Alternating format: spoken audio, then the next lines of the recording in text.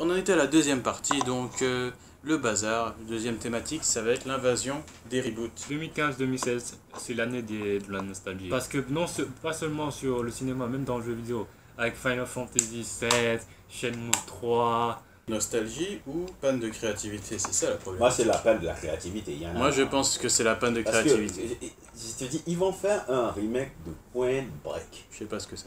Point Break, c'est le film avec Keanu Reeves Et Patrick et Swayze. Patrick Swayze. Pour t'imaginer un peu, c'est ce film-là qui a donné l'inspiration du premier Fast and Furious. Parce que c'est ce film-là que Rob Cohen, le réalisateur du premier et du seul bon Fast and Furious, pas tous les merdes qui sont sortis après. Quand tu regardes le personnage de Keanu Reeves, il te rappelle le personnage de Paul Walker. Et quand tu vois le personnage de Vin Diesel, Dominic Toretto, je crois que c'est ça. Et il te rappelle le personnage joué par Patrick Swayze. Et même d'ailleurs, Point Break est un film qui a tellement entré dans la culture populaire que Bryce a inspiré ce film. Ouais. Bryce de Nice. Je pense que c'est dans 21 Jump Street ou dans le 2, les films. Il y a la scène quand ils tiraient comme ça, là. Oui. Et ils l'ont refait. Ils l'ont refait de Point Break. Là, c'est la scène culte de Oui. là où ils descendent et tout. Même Bryce de Nice, je crois que il est fan du personnage de Patrick Swayze. C'est ça qu'il a donné. Il s'appelait quand encore? J'ai oublié. Boody. Attends. Oui, Boody. Oui, Body. Il dit ça, ouais, c'est comme ça. Comme Boody dans son film Point Break, il attend sa vague à Nice. Même ça, il y aura un remake de ça. Il y aura un remake D'ailleurs, de il y aura aussi un Brise de Nice 3. Enfin, Il y aura un Bryce de Nice. oui, Ouais, le un 3. 3, mais il y aura pas 2 le et attends, il y aura pas le 2. Non, Attends, parce qu'il l'a cassé. il l'a cassé. C'est le premier film dans l'histoire à passer directement du 1 au 3. Mais c'est pas mal, ça j'ai bien aimé. Maintenant, est-ce que le film sera bien? Ça, c'est une autre Ah, histoire. moi j'ai vu le deuxième film, c'est James Hood qui a fait ça. Il avait fait un deuxième film débile là. Le téléphone qui tue quoi. Les téléphones qui... C'était avec Jean-Baptiste Meunier, l'acteur des choristes là. Le téléphone qui tue, c'était débile à ce. Mais bon, c'est un autre débat. Après Point Break, il y avait Terminator, il y avait Terminator Genesis. Il y a Mad Max. Bon, il y a Mad Max. Mad Max, là par contre, je valide. Mais je valide parce que lui, il a fait autre chose dans Mad Max. Rien que les 20 premières minutes, il a claqué. J'ai vu Ouais. le film hier et le film est vraiment prenant. Ça, c'est rien ça.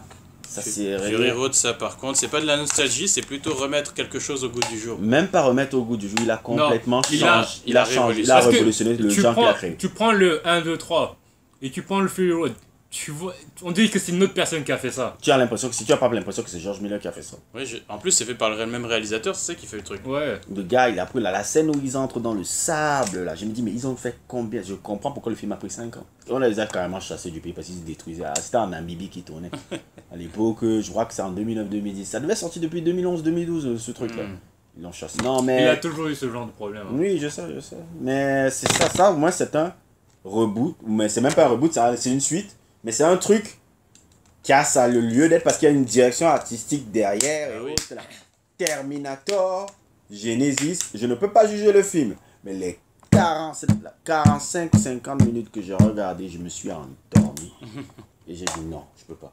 Donc je peux pas donner mon avis, mais les 50 premières minutes que j'ai regardé, j'étais là en bas chez toi. Là. Non, C'était mais terrible. je sais que. C'était terrible pour moi. Non, pour mais continuer. je veux dire que j'ai bien aimé le Ah. concept en fait. Le concept est bidon. Oui, on va rendre John Connor méchant. Oui. Non, c'est raté. Ah, C'est pourquoi complètement raté. Ce qui aurait été bien, c'est de dire, genre, les mecs qui ont fait les robots ont créé John Connor pour donner la foi en l'humanité. Fait une sorte de Matrix. Ouais, c'est vrai que ça fait Matrix. pas. Ouais, mais attends, c'est pas dans une dimension parallèle Genesis?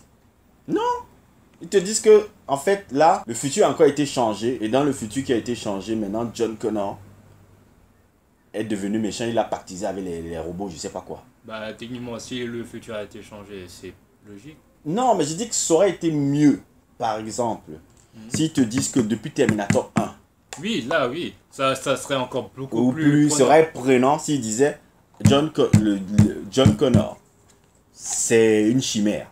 Ça n'a jamais existé. C'est nous qui l'avons fait. Tu dis que ça sert à rien que John Connor soit méchant, mais je me dis que c'est un peu...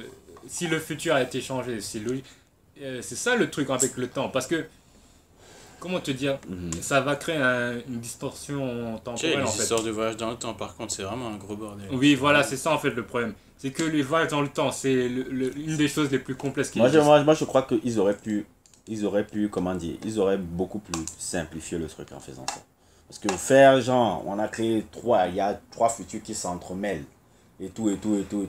Ça donne mal à la tête. S'ils avaient juste pris, genre, John Connor, on a, tu vois, non, on découvre que John Connor, en fait, n'était que la chimère créée par les robots.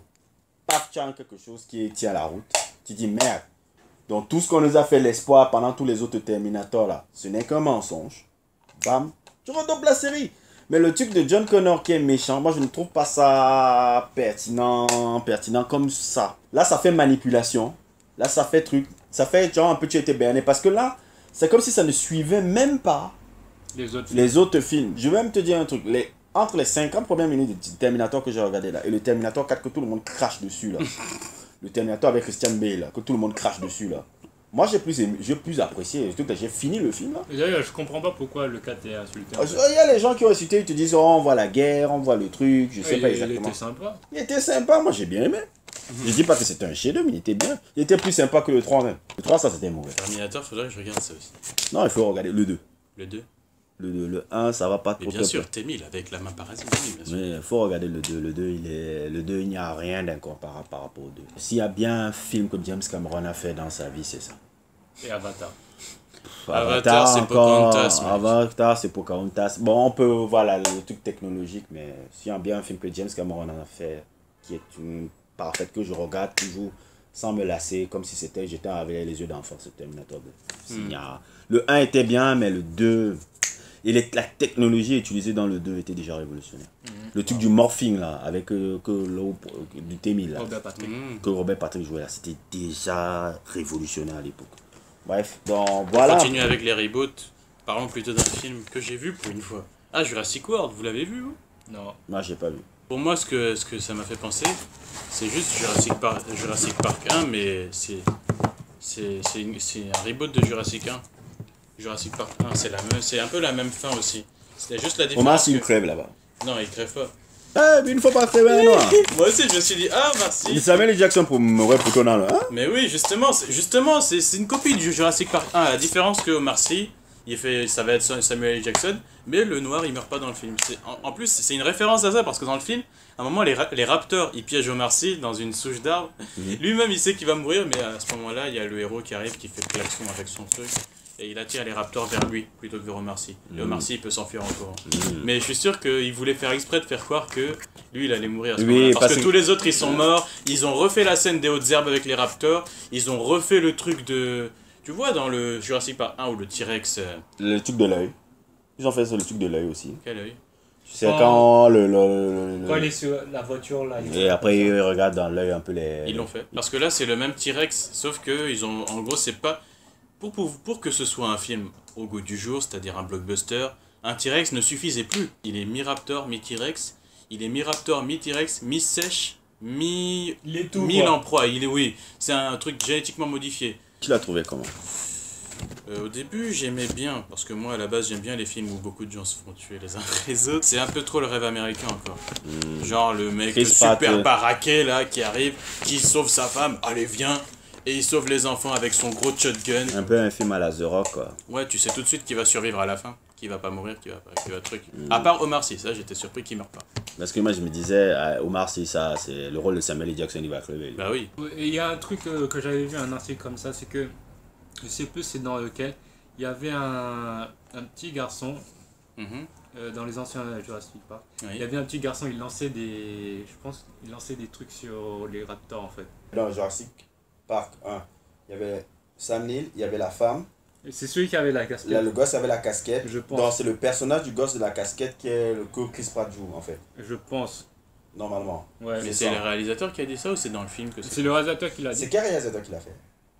Je connais pas. Ah, c'est son premier film. Ouais, pour moi c'est Jurassic Park 1 où ils ont changé quelques détails.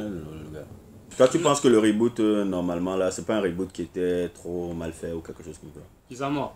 Tu penses en fait que le reboot avait son lieu d'être? Oui, oui.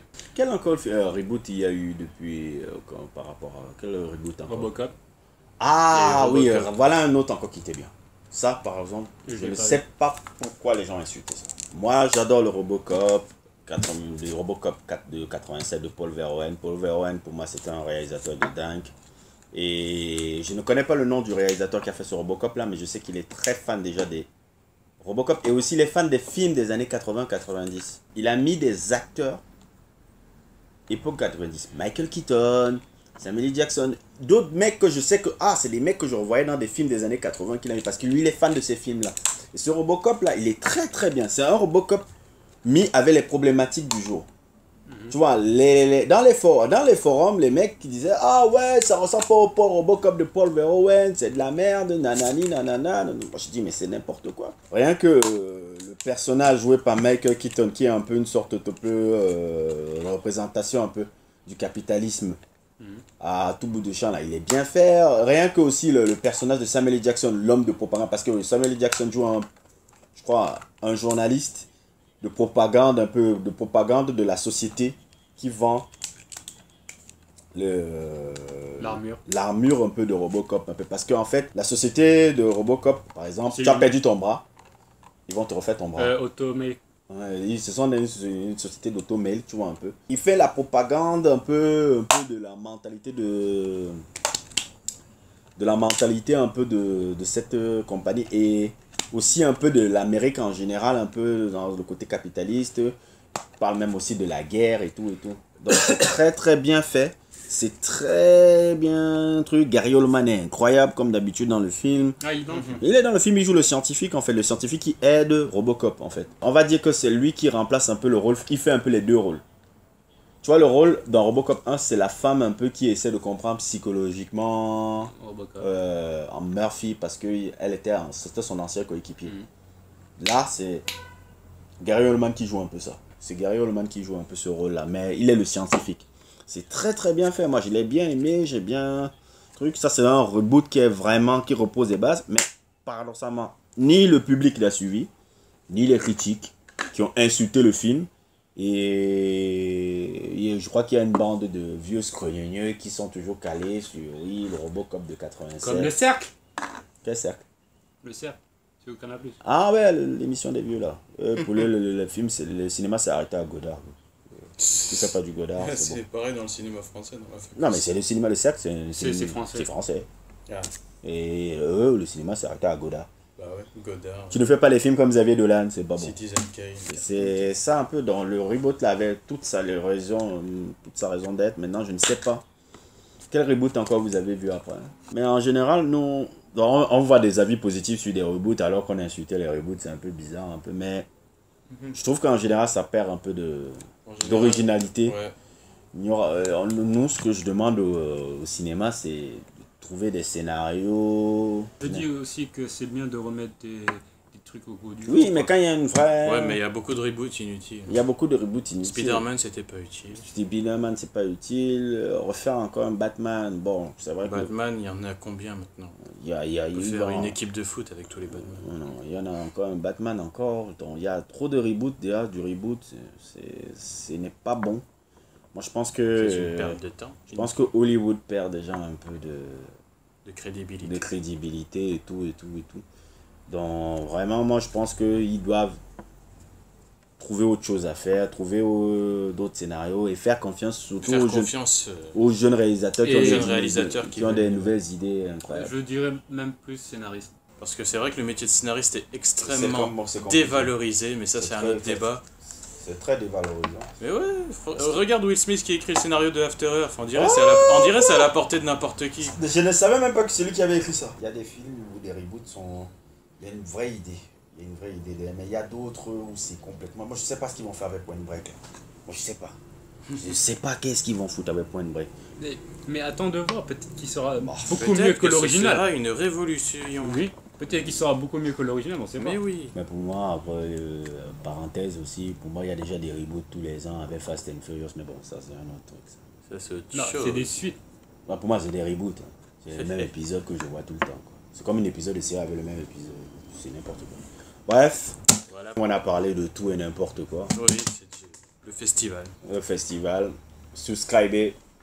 Ouais, partagez. Partagez, buvez du lait, ça c'est important.